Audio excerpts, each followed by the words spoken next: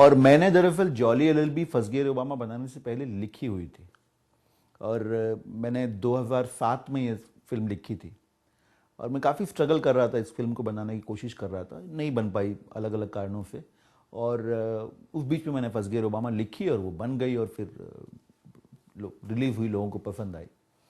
तो jolly LLB मैं बहुत पहले लिख चुका था, और जॉली एलएलबी जब मैं दिल्ली में पत्रकार था तो मेरे कोर्ट में जो कुछ अनुभव थे उनको आधार बनाकर मैंने जॉली एलएलबी लिखी थी।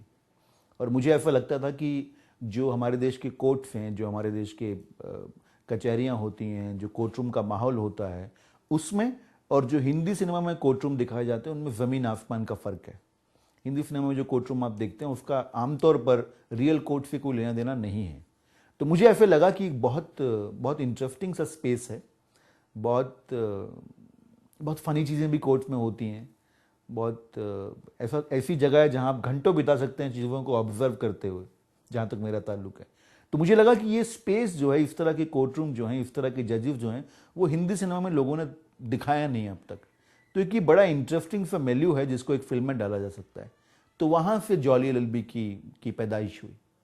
नहीं, अच्छा सवाल पूछा आपने। देखिए क्या है कि मैं जो फिल्में बनाता हूँ ना, मैं जो कहानियाँ बताता हूँ, वो कहानियाँ वो हैं जो मैं व्यक्तिगत रूप से जिन चीज़ों को महसूस करता हूँ, एक देश का नागरिक होने के नाते, एक फिल्म मेकर होने के नाते, एक कहानीकार होने के नाते, मैं वो फिल्में बनाता हूँ जो कहानियाँ मुझे लगता है कि ये कहानियाँ कही जानी चाहिए, इन लोगों के बारे में या इन चीज़ों के बारे में लोगों को बताना चाहिए।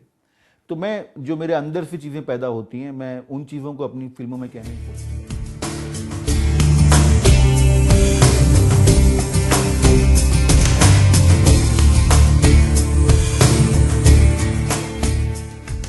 देखिए, अरशद को हम सब लोग जानते हैं कि बहुत सारे लोग जो हैं वो अरशद वारसी को बहुत पसंद करते हैं एज एन एक्टर।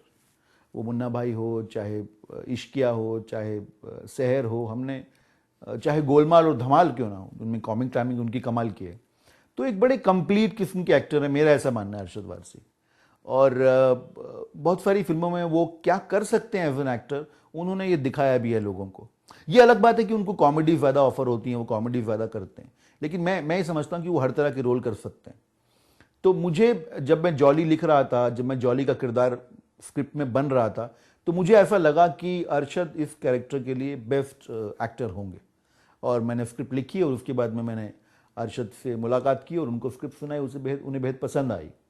और मेरी तरह अरशद को भी फिल्म के बारे में जो बहुत चीज़ पसंद आई, वो जो एक नवीनता जो है, जिस तरह की कोर्ट रूम, जिस तरह की न्यायपालिका हम अपनी फिल्म में दिखाने की कोशिश कर रहे हैं, वो अरशद को बेहद पसंद आई। तो उससे दोनों को फ़ायदा हुआ, दोनों को काम करने में मज़ा भी आया। जी, मैं, मेरी टीम, मेरे प्रोड्यूसर्स, मेरे एक्टर्स, हम लोग बहुत सेटिस्फाइड हैं जिस तरह की स्क्रिप्ट हमारी पास थी, जिस तरह की फिल्म हमने बनाई है। We all are very proud of what we have made.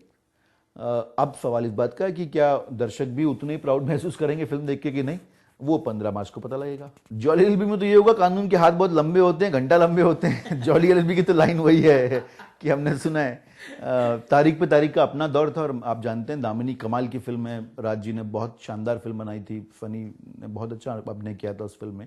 ये आज के दौर की कहानी है, तो इसका थोड़ा अंदाज उस तरह का है, इसमें डायलॉग उस तरह के हैं। और जॉली ज़रूर ही कहता है कि हमने फिल्म में सुना है और बहुत बार देखा है कि कानून के हाथ लंबे होते हैं और बीप लंबा होते हैं। तो ये आप कह सकते हैं कि एक इंटरेस्टिंग डायलॉग है फिल्म।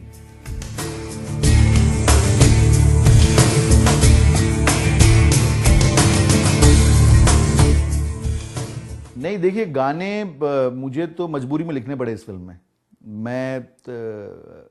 मैंने लिटरेचर में एमए किया है, तो गाने, कविता का शौक तो बहुत शुरू से था, और छुटपुट लिखते भी थे।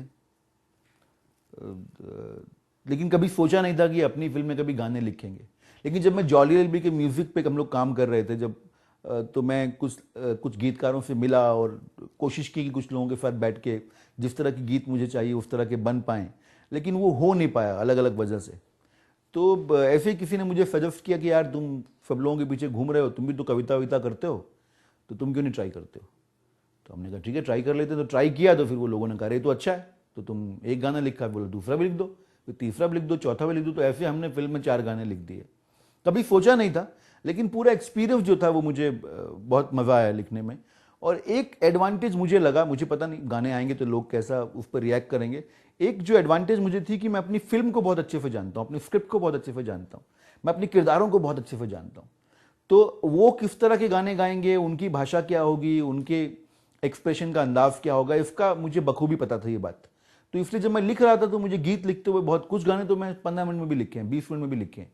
पहला गाना शायद कोई 20 मिनट में लिख दिया था हमने।